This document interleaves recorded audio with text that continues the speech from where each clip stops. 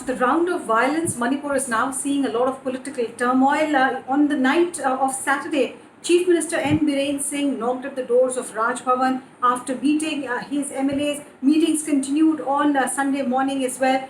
What essentially was on the table when the Manipur Chief Minister met the governor of Manipur? There were intense speculations if he was going to put out his resignation, wanting to step down. If you remember, this entire cycle of violence that has been on for over 17 months now has repeatedly seen demands for the head of N. Biren Singh. Especially the Kuki legislators have said that he's being partisan in the way he's handling the ethnic strife. Even from within the BJP, there have been voices which have questioned N. Biren Singh's leadership. But he, in this entire crisis, has emerged as the tallest leader of the Meitei community, if not for all of Manipur. So amidst all these intense speculations, when the meeting between the newly appointed governor of Manipur and chief minister happened, there were speculations, but the sources who are close to the chief minister clarified that he is not stepping down and that the meeting was more to seek more power for the chief minister. If you recall, when violence began, Constitution's Article 355 was something that was put in force in Manipur. 355 gives the centre the power to take over the security arrangements of the state. But even though 356 is the relevant section for imposition of president's rule,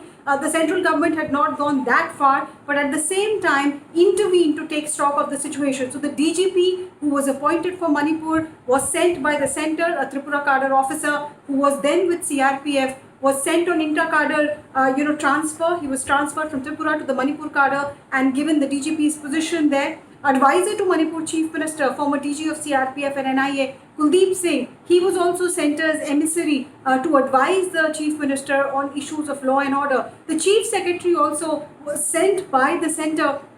So overall, once 355 was put in place, even though centre never came on record to qualify this, but the confirmation came from the Manipur Chief Minister and officials in Manipur itself that yes, 355 was enforced. So now what is being said is that the Chief Minister's meeting with Raj Bhavan, with Governor, is to ask for a recommendation that 355 be withdrawn. That recommendation, it is sent by the governor to the MHA, it would then subsequently go to the president and it can be withdrawn. And then the power to appoint the DGP, the power to appoint other crucial bureaucrats will all be with the CM. So in this renewed cycle of violence, that is what we are told the Chief Minister and his supporters are seeking. And in sync with this demand, his own son-in-law, who is also a BJP MLA, wrote to Union Home Minister saying that, over 50,000 troops are on the ground from the Central Paramilitary Forces, be it CRPF, be it Assam Rifles, be it BSF, but they've been quote-unquote nude spectators to the cycle of violence.